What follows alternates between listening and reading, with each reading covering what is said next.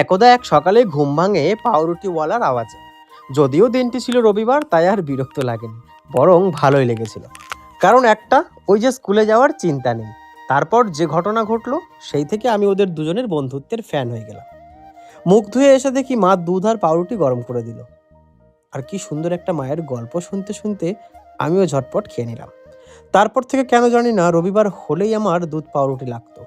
তারপর আমিও ওদের বন্ধুত্বের প্রেমে পড়ে গেলাম।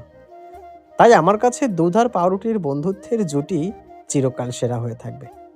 আচ্ছা, তোমরাও কি আমার মতো দুধ আর পাউরুটি খেতে ভালোবাসো? জানিও কিন্তু। আজকের গল্পটা যদি ভালো লাগে, নিজের টাইমলাইনে শেয়ার করে রেখো ভিডিওটি।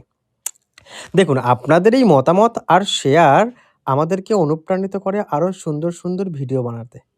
আজকের গল্প এটুকু থাক। আবার কাল দেখা হবে অন্য গল্পের সাথে।